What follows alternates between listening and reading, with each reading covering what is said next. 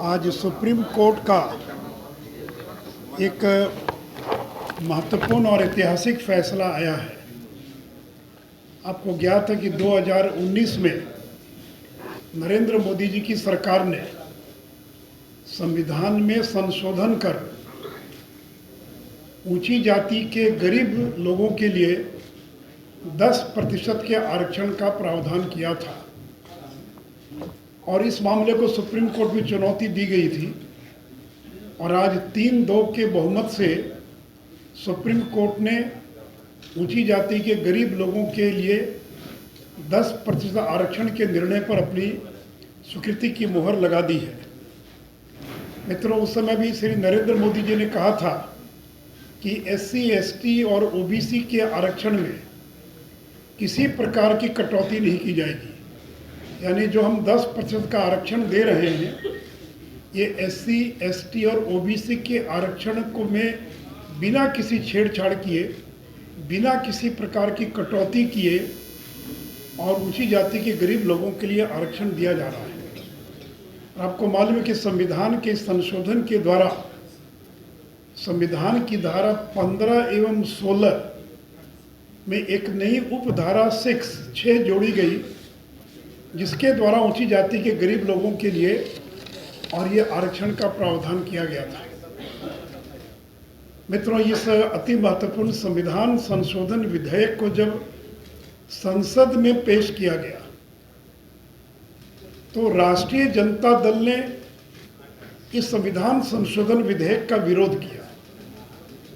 राष्ट्रीय जनता दल ऊंची जाति के गरीब लोगों को आरक्षण दिए जाने के विरोध में थी। राज्यसभा में श्री मनोज झा और लोकसभा में श्री जयप्रकाश यादव, इन लोगों ने इस बिल के विरोध में, इस आरक्षण के विरोध में भाषण दिया और केवल राष्ट्रीय जनता दल ने ऊंची जाति के गरीब लोगों के 10% आरक्षण का विरोध ही नहीं किया, बल्कि विपक्ष में मतदान किया। राज्यसभा में 7 लोगों ने विरोध में मतदान किया, जिसमें 3 राष्ट्रीय जनता दल के लोग थे और लोकसभा में 3 लोगों ने विपक्ष में मतदान किया, जो राष्ट्रीय जनता दल के लोग थे। तो जिस संविधान संशोधन विधेयक का लगभग देश के सभी राजनीतिक दलों ने मन महसूस कर ही क्यों न हो, उन लोगों ने समर्थन किया, वही राष्ट्रीय जनता दल ने ऊंची जाति के गरीब लोगों के आरक्षण का केवल विरोध ही नहीं किया, बल्कि विरोध में मतदान करने का काम किया।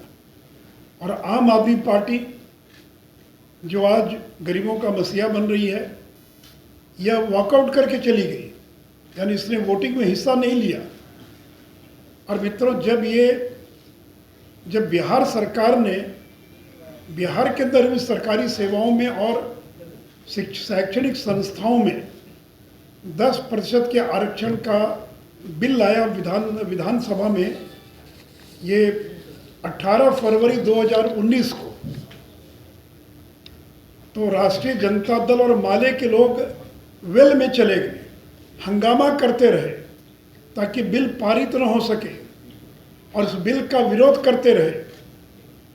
और नीतीश जी ने उस दिन विधानसभा में ये कहा कि रांची से इनको निर्देश मिला है, इसलिए विरोध कर रहे हैं। रांची से निर्देश मिला मतलब लालू जी जेल में थे, तो लालू जी का निर्देश मिला, इसलिए ये लोग और विरोध कर रहे हैं। और अंत में ध्वनि मत से ये बिल पारित हुआ।